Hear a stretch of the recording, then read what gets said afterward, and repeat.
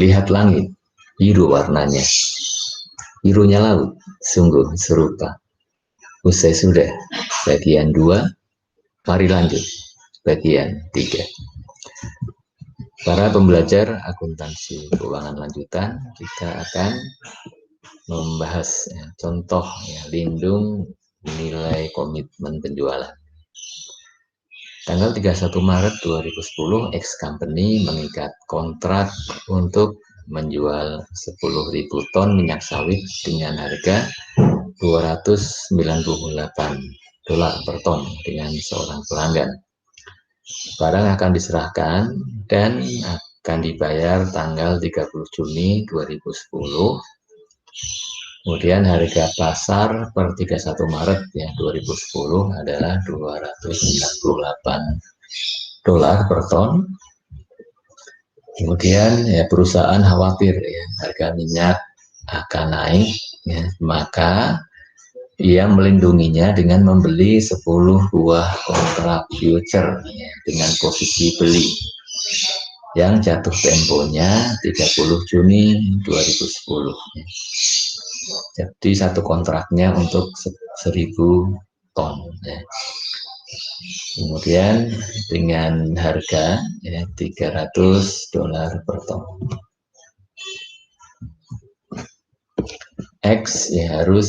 X company harus membayar margin 10.000 untuk setiap kontrak.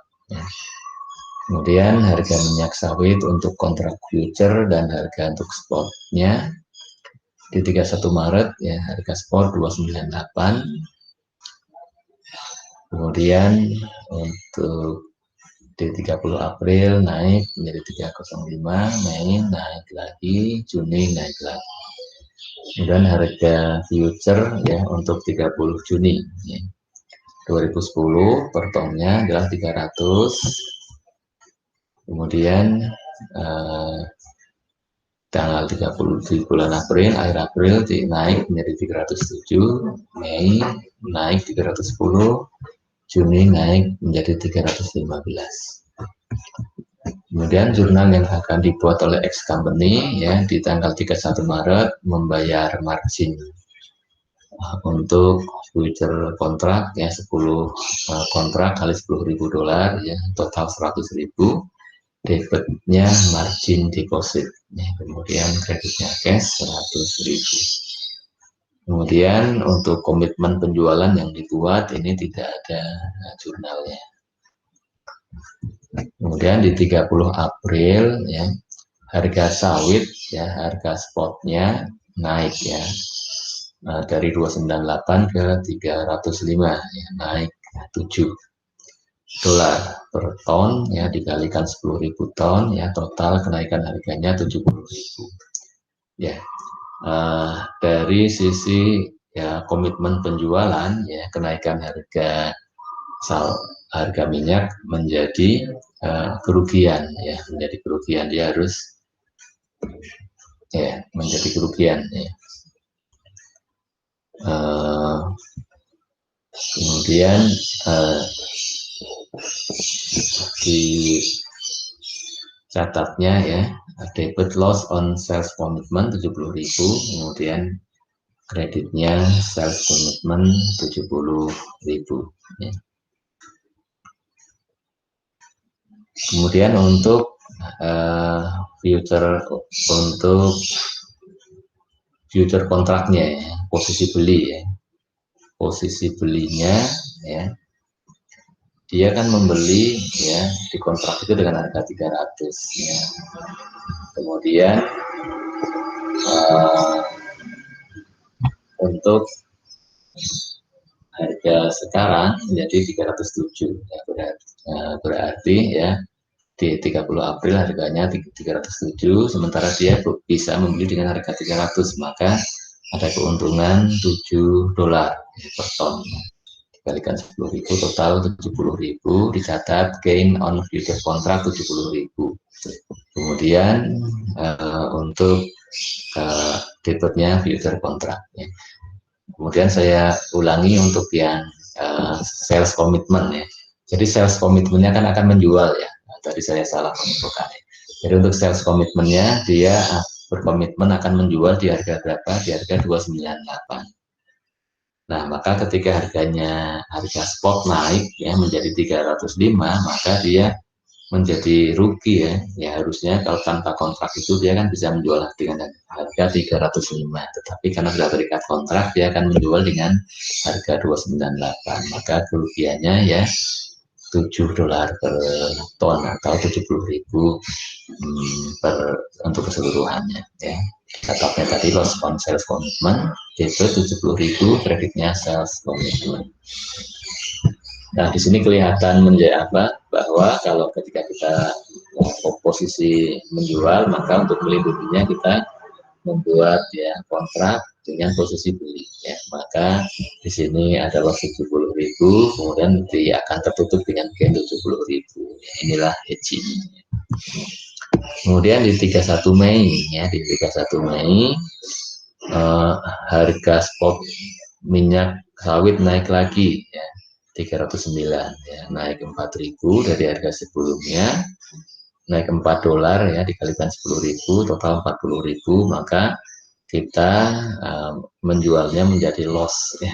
Jadi loss karena kita menjual di harga sesuai kontrak ya. Maka debit loss on sales commitment 40.000, kreditnya sales commitment 40.000. Nah, kemudian untuk future kontraknya ya, future kontraknya untuk sawit mengalami kenaikan juga menjadi 310 dari sebelumnya 307, naik $3 per ton. Maka total kenaikannya 30.000 ya, kita catat menjadi gain on future contract, kredit 30.000, debitnya ke future contract ya. Kemudian di 30 Juni ya. 30 Juni ya, di tanggal jatuh tempo nih harga naik lagi, harga spotnya menjadi 315 dari sebelumnya 309, ada kenaikan 6.000 ya, $6 ya per ton ya, totalnya 60.000. Maka ini juga dicatatnya loss on sales commitment debit 60.000, kreditnya sales commitment 60.000. Kemudian untuk future kontraknya di sini juga harganya mengalami kenaikan ya, karena kita posisinya beli maka kita menjadi untung ya, harganya tinggi kita bisa beli dengan harga murah ya. Keuntungannya 50.000, kredit gain on future contract, kemudian debitnya future contract 50.000. Nah, selanjutnya ya untuk penjualannya ya, penjualan minyak sawit sesuai kontrak ya, yaitu 10.000 ton dengan harga kontraknya $298 per ton, di saat harga spotnya sebenarnya 315 ya. Karena sudah ada terikat kontrak ya, ini harus dilaksanakan ya. Menjualnya kita terima cash ya, debit cash sejumlah 2.980.000, kreditnya sales dengan angka yang sama.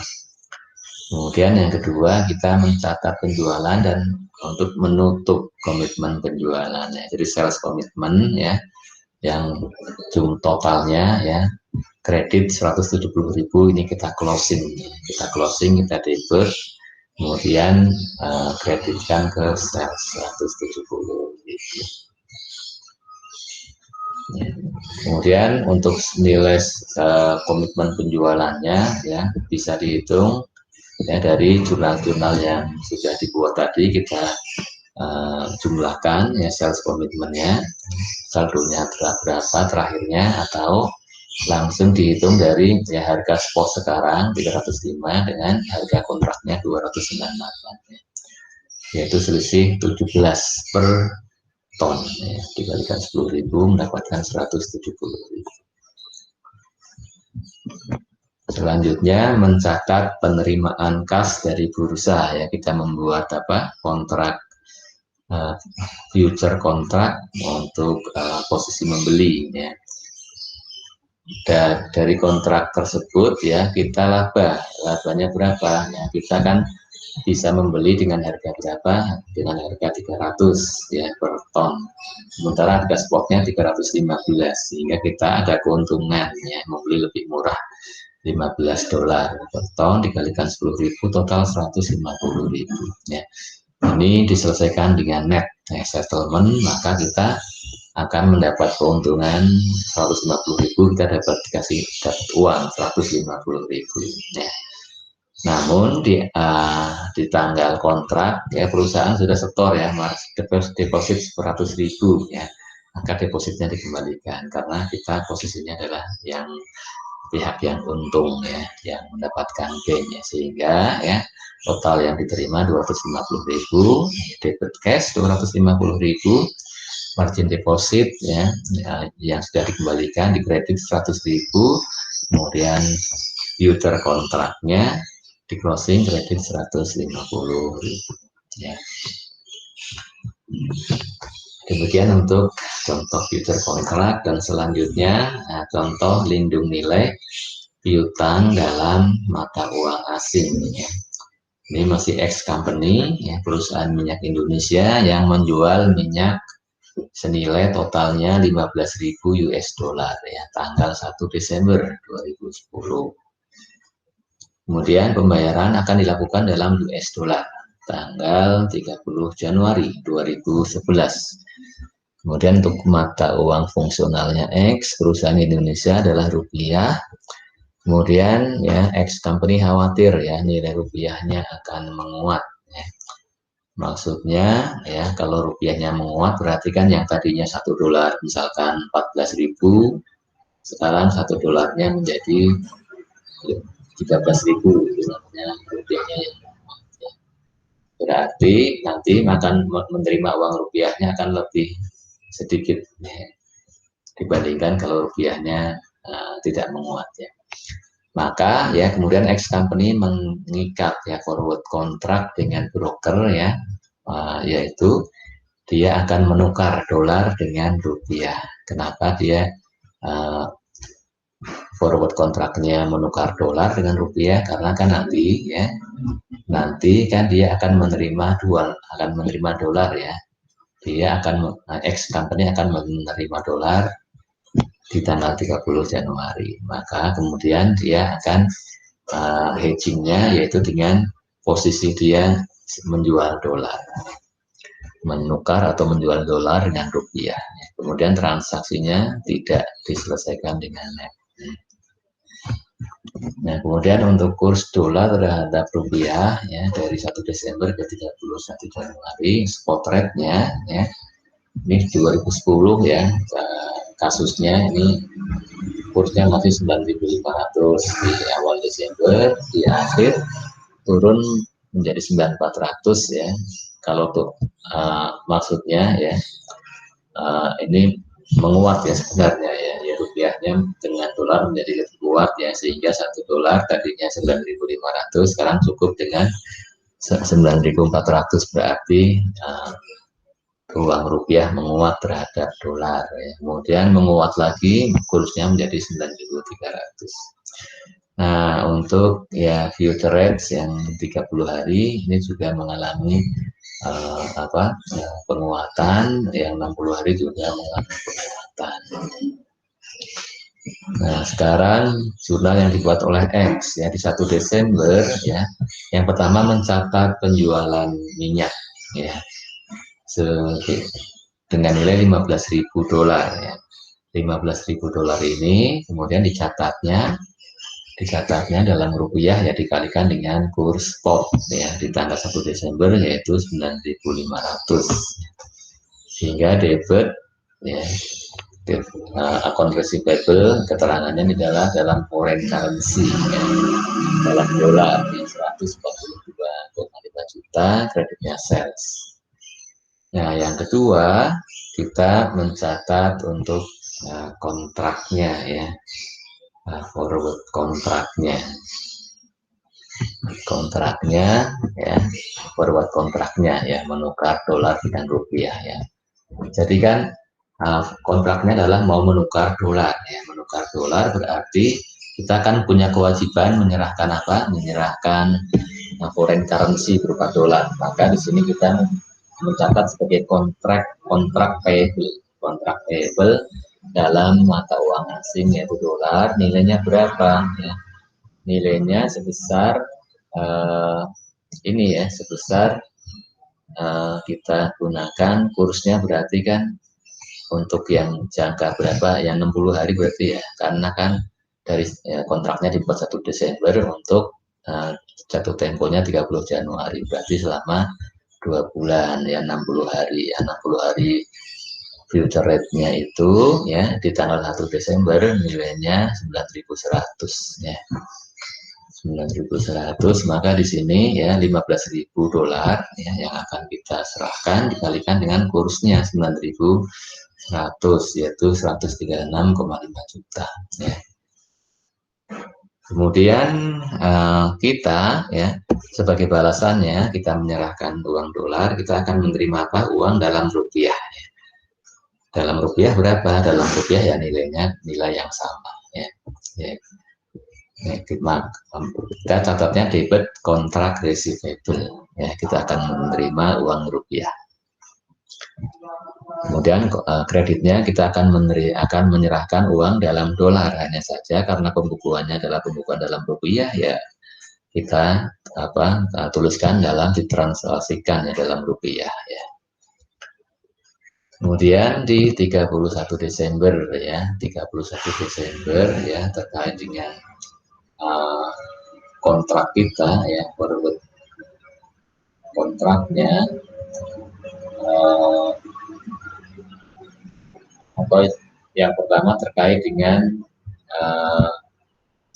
nilai piutang kita ya, kita kan punya piutang dalam dolar tadi ya, punya piutang dalam dolar ya, di akhir tahun kursnya ada perubahan ya, tadinya 9.500 kemudian kursnya berubah menjadi 9.400 ya, maka sekarang nilai piutang kita, account receivable kita ya berarti 15.000 dolar dikalikan 9.400 ya. Padahal kan awalnya dicatat dengan kurs 9.500 ya, berarti account receivable kita nih berkurang ya, dalam rupiah nilainya berkurang berapa? Berkurang 100 per dolarnya ya, 100 kali 15.000 berarti sekitar 500 ya. Piutang kita berkurang, kita kredit account receivable ya dalam foreign currency, turun nilainya 1.500 rupiah. Kemudian debitnya kita catat sebagai exchange loss.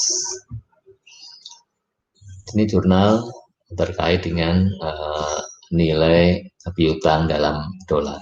Nah, yang kedua ini adalah terkait dengan kontrak payable-nya, terkait dengan forward kontrak ya. Nah, kita kan akan menyerahkan dolar ya, akan menyerahkan dolar 15.000 ya. Tadinya 15.000 dolar itu nilai rupiahnya dikalikan 9.100 ya kursnya. Nah, di 31 Desember kita lihat ya kursnya menjadi berapa, kurs ya forward ya. Nah, di 30 Desember kita kan sekarang tinggal tanggal 31 Desember posisinya sampai dengan jatuh tempo 30 Januari, berarti masanya adalah 30 hari ya, 30 hari. Maka kita lihatnya adalah tarif ya, kurs untuk future atau untuk forward kontrak untuk 30 hari yaitu 9.050 ya, 9.050 ya, maka ya tadinya dicatat dengan 9.100, sekarang turun menjadi 9.050 ya, dikalikan selisihnya berapa turunnya, turun 50 rupiah ya per dolar, dikalikan 15.000 turunnya 750.000 ya, maka utang kita berkurang ya, utang kita berkurang 750.000, kita debit kontrak payable dalam foreign currency. Kemudian kreditnya itu merupakan exchange gain. Kemudian di 30 Januari ya, di tanggal jatuh tempo mencatat penerimaan kas dalam bentuk US dollar ya, sebagai lunasan piutang kita dengan spot rate-nya di tanggal tersebut 9.300 ya, dikalikan dengan piutang kita 15.000, totalnya 139,5 juta. Debit cash 139,5 juta.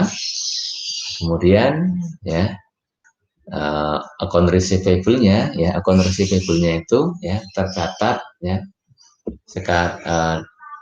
saldonya adalah 141 juta ya. Dapat dari mana? Dapat dari angka-angka sebelumnya ini ya. Di angka-angka sebelumnya ya, saldonya nah ini ya. Di 31 Desember kondisi receivable-nya berkurang ya sekitar 500, maka saldo akun receivable-nya menjadi sekarang 141 juta ya. Sementara saldo kontrak payable 13575 ya. Nah ini ya konversi payable ya yang tercatat jumlahnya 141 juta sekarang, maka kita akan ada selisih debit ya, salah tempat ini selisih debit ya 1.500.000 ini selisihnya debit yang saya geser tempatnya ya.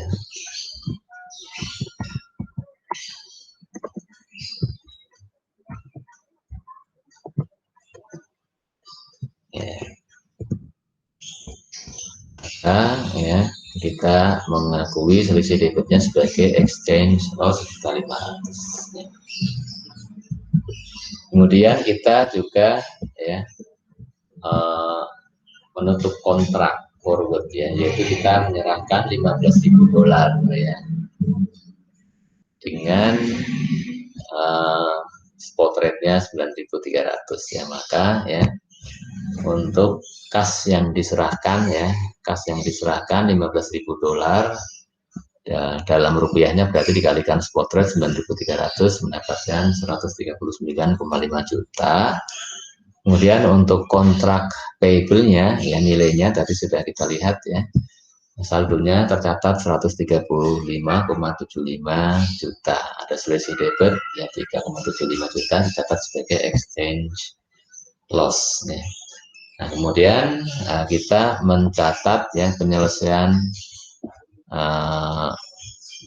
kontrak forward ya, yaitu kita menerima rupiahnya ya, kita akan menyerahkan dolar ya, kemudian kita serahkan dolar dan kita mendapatkan rupiahnya. Nah, yang didapatkan berapa? Yang didapatkan sesuai dengan kontraknya ya, yaitu kita dengan kurs yang awal ya.